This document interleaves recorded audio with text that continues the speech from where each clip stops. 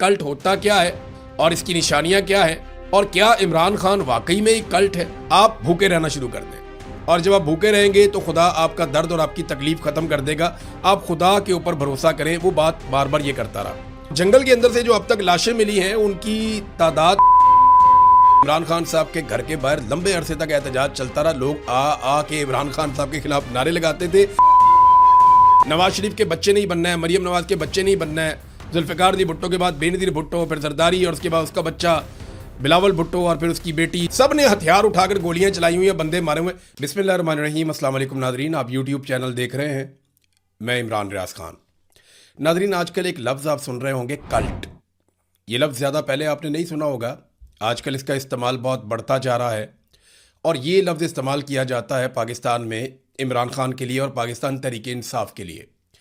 ये लफ्ज़ आया कहाँ से, इसे इस्तेमाल कब करना शुरू किया गया पाकिस्तान की पॉलिटिक्स में, और अब ये फैलता क्यों जा रहा है, इसके ऊपर मैंने कोई रिसर्च की है, चीज़ें आपके साथ शेयर करता हूँ। एक तो ये लफ्ज़ पहले भी बोला जाता था लेकिन बहुत कम शादो नादर कभी सुनने में मिलता था। रजीम चेंज ऑपरेशन के बाद जब मिलिट्री एस्टेब्लिशमेंट को इस बात की मुसीबत पड़ गई कि इमरान खान साहब का सोशल मीडिया का नैरेटिव कैसे तबाह करें, तो उन्होंने बहुत हाथ पांव मारे। पॉलिटिकल पार्टीज़ को साथ मिलाया, मीडिया को साथ मिलाया, सोशल मीडिया के लोगों को गिरफ्तार किया, सब कुछ करके उन्होंने देखा, हत्ता कि गैर मुल्की फर्म तक हायर कर ली गई। एक ऐसी गैर मुल्की फर्म जो नैरेटिव बनाने का काम करती है, उसके साथ कंसल्टेंसी की गई। उन्होंने हुकूमत का और पाकिस्तान तहरीक इंसाफ का सारा जो सोशल मीडिया उसका जायज़ा लिया और जायज़ा लेने के बाद ये जो लफ्ज़ कल्ट है ये इन्हें लिख कर दिया गया कि इस लफ्ज़ का जितना ज़्यादा हो सके आप इमरान खान के खिलाफ इस्तेमाल करें। क्योंकि पाकिस्तान में हुकूमत जो है वो ये बार बार कहती थी कि ये लोग बात सुनते ही नहीं है। पाकिस्तान तहरीक इंसाफ के लोग या जो सोशल मीडिया है वो किसी सूरत भी इमरान खान को छोड़ने पर तैयार नहीं है। तो ये एक फ़िरका बन गया, ये एक कल्ट बन गया और ये बात एक गैर मुल्की फर्म ने जिसको हायर किया गया था बाकायदा मौजूदा रजीम को बताई, क्योंकि रजीम उस वक्त बहुत तंग था इंपोर्टेड हुकूमत नामंजूर के ट्रेंड से। और एक ट्रेंड शहीद अरशद शरीफ ने चलाया था, वो कौन था? तो ये चीज़ें काफ़ी परेशान कर रही थी। सोशल मीडिया के ऊपर, मीडिया के ऊपर कंट्रोल नहीं कर पा रही थी पाकिस्तान की मिलिट्री एस्टेब्लिशमेंट। और उसके बाद कल्ट का जो लफ्ज़ है उसको बहुत तवातर के साथ इस्तेमाल किया गया टाउट सहाफ़ियों की जानिब से। कुछ मौलवी लॉन्च किए गए जिनकी जानिब से ये लफ्ज़ इस्तेमाल किया गया और सियासतदानों ने बहुत ज़्यादा मिकदार में इस लफ्ज़ को इस्तेमाल करना शुरू कर दिया। अब मैं आपको बताता हूँ कल्ट होता क्या है। सबसे पहले तो आप कल्ट की जो डेफिनेशन है वो देख लें, क्योंकि आज ये सारा प्रोपेगेंडा हम आपके सामने बेनकाब कर देंगे और हर चीज़ खोल कर आपके सामने रख देंगे कि कल्ट होता क्या है और इसकी निशानियाँ क्या हैं और क्या इमरान खान वाकई में एक कल्ट है या एक कल्ट लीडर है। एक मिसाल भी आपको दूंगा अभी हालिया 2023 की। सोशियोलॉजी में और साइकोलॉजी में कल्ट किसे कहते हैं, इसकी बहुत सारी तारीफ़ें हैं। अगर आप सारी तारीफ़ों को इकट्ठा भी कर लें या एक आसान तारीफ़ आप इसकी निकालें तो वो ये है कि एक ऐसा गिरोह, लोगों का एक ऐसा गिरोह जिसके अरकान अपने लीडर की अंधी तकलीद करें, ब्लाइंड फॉलोअर्स। और कल्ट में लीडर को खुदा का भेजा हुआ आदमी समझा जाता है जिससे कभी कोई गलती नहीं हो सकती। तो तीन चीज़ें हैं जो कल्ट को डिफाइन करती हैं, यानी अगर कोई कल्ट है तो वो तीन चीज़ें मिलकर वो बनता है। नंबर एक, अंधी तकलीद होती है, यानी अंधाधुंध भरोसा किया जाता है, ब्लाइंड फॉलोअर्स होते हैं। नंबर दो, खुदा का भेजा हुआ इंसान जिससे गलती नहीं होती, जो गलती नहीं कर सकता। तीसरा ये है गलती से मुबर्रा है, ये तो सिर्फ पैगंबर हैं जो गलती नहीं करते, फरिश्ते हैं जो गलती नहीं करते, लेकिन यहाँ पे गलती से मुबर्रा करार दिया जाता है ऐसे आदमी को जो एक कल्ट लीडर होता है। निशानियाँ क्या हैं जब एक ग्रोह बन जाता है, कल्ट तैयार हो जाता है, तो उसकी निशानियाँ क्या है?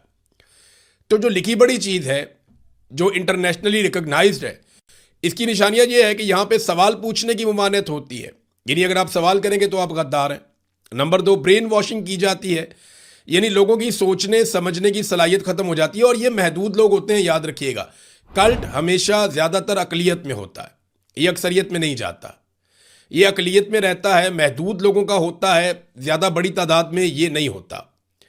तो ब्रेन वॉशिंग हो जाती है, सोचने समझने की सलाहियत ख़त्म हो जाती है। नंबर तीन, ज़ीरो टॉलरेंस फॉर क्रिटिसिज्म, यानी तनकीद के ऊपर इनकी बर्दाश्त खत्म हो जाती है, कोई टॉलरेंस नहीं होती, अदम बर्दाश्त होती है तनकीद करने वाले के ऊपर, यानी जो हमारे साथ नहीं है वो गलत है, उसे जीने का कोई हक नहीं है। नंबर 4, मालूमात पर कंट्रोल। ये जो फॉलोअर्स होते हैं ना कल्ट लीडर के, इनको बाकी दुनिया से नफसियाती तौर पे काट दिया जाता है और उसकी वजह से वो सिर्फ अपने लीडर की बात सुनते हैं, वो बैरूनी दुनिया की किसी बात पे बिलीव नहीं करते, यकीन ही नहीं करते। मिसाल के तौर पे कोरोना वायरस आया तो लोगों में एक बात फैला दी गई कि ये जो वैक्सीन है ये इस्तेमाल करने वाले लोग बाद में मर जाएंगे। लोग उस पर बिलीव करते थे, लोग साइंस में सोचना बंद हो गए थे, लोग बिलीव करते ही नहीं थे। अभी तक ऐसे लोग मौजूद हैं। मैंने वैसे एक मिसाल दी आपको। तो ये है कल्ट की निशानियां। अब जो आखिरी कल्ट पकड़ा गया दुनिया में वो कीनिया में, जो एक गिरोह पकड़ा गया जो एक कल्ट लीडर का शिकार हुए, वो कीनिया में एक बहुत बड़ा इंसिडेंट हुआ है।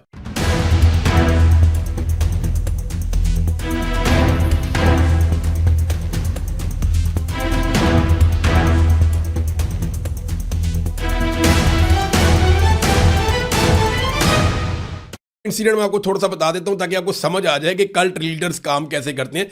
ये एक आदमी है, इसकी तस्वीर आप देखें, इसका नाम है पॉल मैकेंजी। ये पॉल मैकेंजी नाम का आदमी है, ये कीनिया में रहता है, वहीं पे पैदा हुआ, वहीं पे पला बड़ा, गरीब आदमी था, ज़्यादा पढ़ा लिखा नहीं था।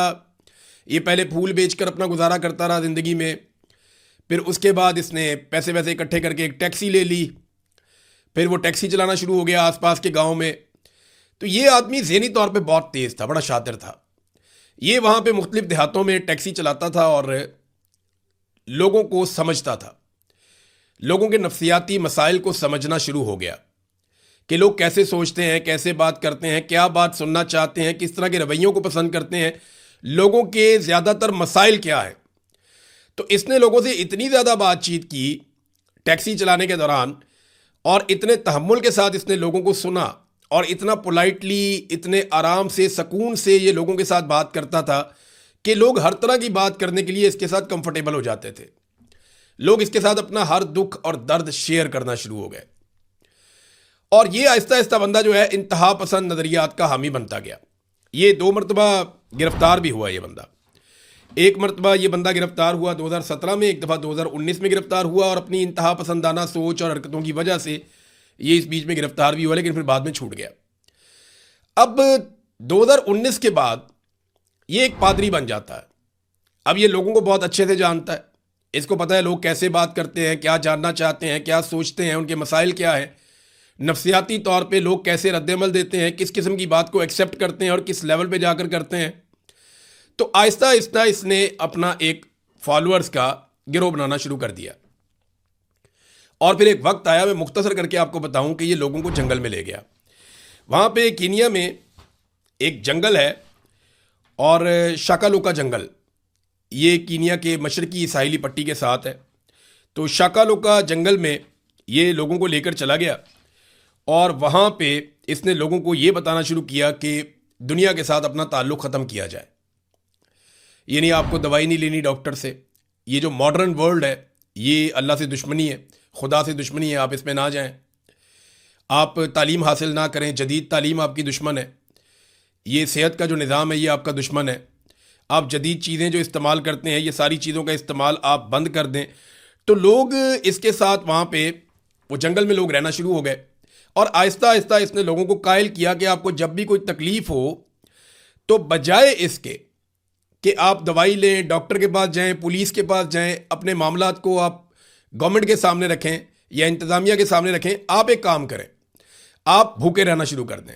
और जब आप भूखे रहेंगे तो खुदा आपका दर्द और आपकी तकलीफ़ ख़त्म कर देगा। आप खुदा के ऊपर भरोसा करें। वो बात बार बार ये करता रहा और इसने लोगों को इस हद तक कायल कर लिया कि लोग शाकालोका जंगल के अंदर एक एक करके मरने लगे भूख से। और इसने ये भी लोगों से कहा कि जब तुम भूख से मरोगे तो तुम्हारी खुदा से मुलाकात हो जाएगी। और खुदा से मुलाकात की लालच में लोग भूख से मरने लगे, बहुत सारे बच्चे भी भूख से मर गए और ये वाक़यात लगातार वहाँ पे होने लगे।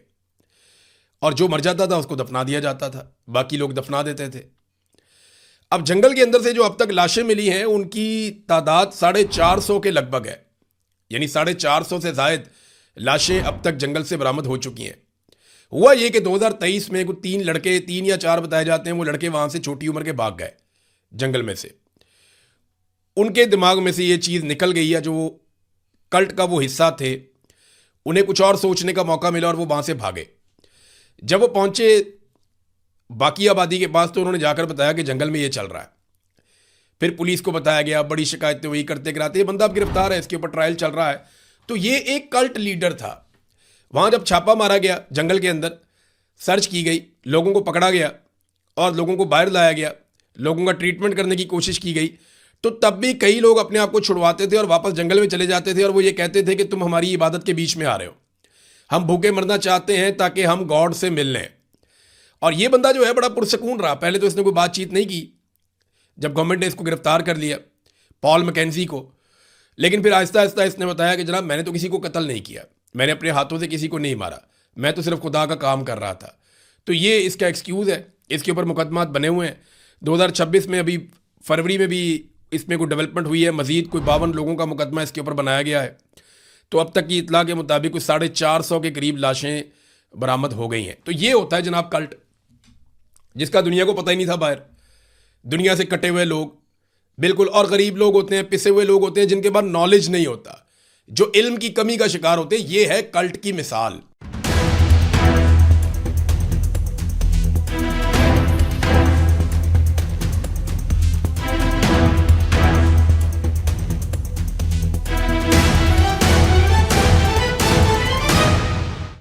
इमरान खान क्या एक कल्ट है? सबसे बड़ा सवाल तो ये है। तो पहले आप चले जाना कल्ट की डेफिनेशन में, अंधी तकलीद, कि क्या पाकिस्तान तहरीक इंसाफ के लोग इमरान खान की अंधी तकलीद करते हैं? तो इस सवाल का जवाब देख लेते हैं कि किस किस मौके पर पाकिस्तान तहरीक इंसाफ के लोगों ने इमरान खान साहब की अंधी तकलीद की या नहीं की। 2018 के इलेक्शन में जब इमरान खान साहब ने टिकटों की तकसीम की ना, तो इमरान खान साहब के घर के बाहर लंबे अरसे तक एहतजाज चलता रहा। लोग आ के इमरान खान साहब के खिलाफ नारे लगाते थे। इमरान खान साहब बाहर निकलकर उनको मुतमईन करने की कोशिश करते थे। अगर ये कल्ट होता तो टिकटों की तकसीम में पुराने लोगों को नज़रअंदाज करने पर इमरान खान के खिलाफ खड़ा ना होता। ये लोग इमरान खान के खिलाफ खड़े हुए क्योंकि ये शऊर वाले लोग थे, ये कल्ट नहीं था। दूसरा, उस्मान बुज़दार को इमरान खान ने वज़ीर आला लगाया। आज भी पाकिस्तान तहरीक इंसाफ का कोई शख्स इमरान खान के इस कदम को डिफेंड नहीं करना चाहता, बल्कि पाकिस्तान तहरीक इंसाफ में आज आप इलेक्शन करवा लें तो अक्सरियत जो है वो इमरान खान के इस फैसले के खिलाफ खड़ी हो जाएगी। तो अगर कल्ट होता तो इमरान खान के इस फैसले के साथ खड़े होते। परवेज़ इलाही को जब शामिल किया गया तब भी पार्टी में बहुत मुखालफत हुई। इमरान खान को शदीद मुखालफत का सामना करना पड़ा जब परवेज़ इलाही को और आमिर लियाकत हुसैन को शामिल किया गया, और बड़ा शदीद एहतजाज हुआ पार्टी के अंदर। अगर कल्ट होता तो वो इमरान खान साहब के खिलाफ एहतजाज ना करते, बल्कि कई लोगों ने पार्टी इसलिए छोड़ दी कि इमरान खान साहब ने ये जो फैसले किए ये फैसले ठीक नहीं है। फिर इमरान खान साहब की पार्टी में मौरूसी सियासत की मुखालफत है बहुत ज़्यादा।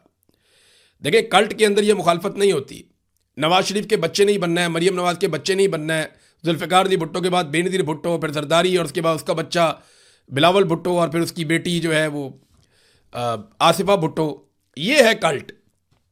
जिंदा है भुट्टो जिंदा, ये है कल्ट। मर गया भुट्टो, उसको फांसी लगा दिया ज़िया-उल-हक ने, बस कर दे उन। कल्ट ये है कि जिंदा है भुट्टो जिंदा है, वो अभी भी हमें देखता है। वहाँ सिंध में हम गए, अंदरून सिंध में, लोगों से हमने पूछा कि यार भुट्टो की, वो लोग कहते हैं यहाँ पे कहानियाँ मशहूर है कि इलेक्शन से एक रात पहले भुट्टो आता है, और यहाँ पे ये कहानियाँ मशहूर हैं कि जनाब भुट्टो का दीदार होता है, भुट्टो आता है। तो वो एक कल्ट है ना, इसको बोलते हैं कल्ट, कि सोचने समझने की सलाह। भुट्टो आ रहा है जी, जिंदा भुट्टो आ रहा है और वोट डलवा रहा है। इधर जनाब नवाज शरीफ साहब के खानदान से बाहर कोई आ नहीं सकता। फिर कहते हैं जी कल्ट इमरान खान है, एक कल्ट लीडर बन चुका है वो। तो ऐसा नहीं है। आप मिसाल के तौर पे इमरान खान साहब ने अभी 2 फैसले किए थे। मिर्ज़ा अफरीदी को एक टिकट मिला सेनेट का, और एक मिशाल यूसुफजई को मिला। लोगों ने बहुत तनकीद की, टका के तनकीद की, बताया भी इमरान खान ने कहा, फिर भी तनकीद की। बैरिस्टर गौर को चेयरमैन इमरान खान ने लगाया। लोग बैरिस्टर गौर के साथ क्या करते हैं पाकिस्तान तहरीक इंसाफ के लोग, आप अच्छी तरह जानते हैं। अली अमीन गंडापुर को इमरान खान ने वज़ीर आला बनाया। जब नहीं परफॉर्म कर रहा था तो अली अमीन गंडापुर की लोगों ने ऐसी तैसी फेर कर रख दी। तो ये कल्ट नहीं है। स्टेडियम का नाम तब्दील किया गया, इमरान खान के नाम के ऊपर स्टेडियम का नाम रखा गया खैबर पख्तूनख्वा में, कि जनाब स्टेडियम का नाम बदल के इमरान खान के नाम पर रख। और पीटीआई खिलाफ हो गई, पीटीआई के लोगों ने। और कल्ट तो ऐसा नहीं होता ना, कल्ट लीडर का नाम के ऊपर कोई चीज़ रखी जाएगी तो वो तो कहेंगे जनाब रखो हमारा लीडर, हमारा ये वो तो इस तरह करके बोलेंगे। उनको तो दिन है तो दिन है, रात है तो रात है। या इन्होंने पीटीआई ने मुखालफत कर दी कि नहीं, सवाल ही पैदा नहीं होता। आज आप इमरान खान साहब की फैमिली में किसी को पार्टी के ओहदे दे दें या उन्हें इक़्तिदार दे दें, तो उसके बाद आप देखें पाकिस्तान तहरीक इंसाफ के अंदर कैसे शोर मचता है, रोला पड़ता है, लोग मानेंगे ही नहीं। तो तहरीक इंसाफ में काफ़ी जमहूरियत है। इमरान खान टिकट भी बांटता है तो लोग तनकीद करते हैं।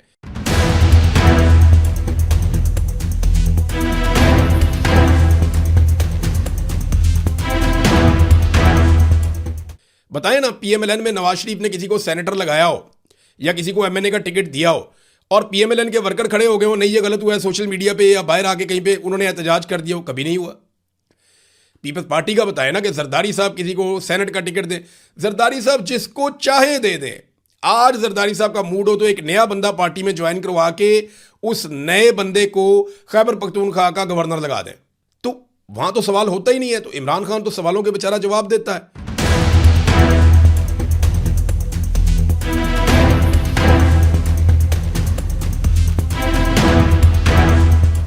तो ये एक बयानिया बनाया गया था कि इमरान खान को कल्ट लीडर कहा जाए। फिर हिटलर के साथ जोड़ देते हैं बाद वक़्त कि इमरान खान हिटलर की तरह था। और भाई हिटलर एक डिक्टेटर था, इमरान खान अवाम के वोटों से आया था। हिटलर ने डिक्टेटर की तरह ज़िंदगी गुजारी। हिटलर ने लोगों के हुकूक गस्ब किए। हिटलर जमहूरियत की बात ही नहीं करता था। हिटलर इलेक्शन में, जमहूरियत में, लोगों की राय में, इन चीज़ों में नहीं मानता था। बहुत जालिम आदमी था। इमरान खान ने तो कभी किसी को कत्ल नहीं किया, ना करवाया किसी को कत्ल। देखें ना, पीएमएलएन की जो एमएसएफ थी या जो इन्होंने मुसल्ला विंग बनाए हुए थे, उन्होंने कितने कत्ल किए? बहुत सारे किए। पीएसएफ के नौजवानों ने कत्ल नहीं किए हुए हैं क्या? कराची के अंदर जो अमन कमेटी बनाई गई, पीपल्स पार्टी के कारकुन थे, वहां कत्लेआम नहीं हुआ क्या? एमक्यूएम के जो विंग थे उन्होंने कत्लेआम नहीं? सारी पॉलिटिकल पार्टीज इस काम में लुथड़ी हुई हैं। सब ने हथियार उठाकर गोलियां चलाई हुई हैं, बंदे मारे हुए। पीटीआई का आप मुझे बताएं ना, आईएसएफ ने कब बंदूक चलाई है? कितने बंदे मारे आईएसएफ ने? या कितने लोगों को कत्ल किया है पाकिस्तान तहरीक इंसाफ के लोगों ने?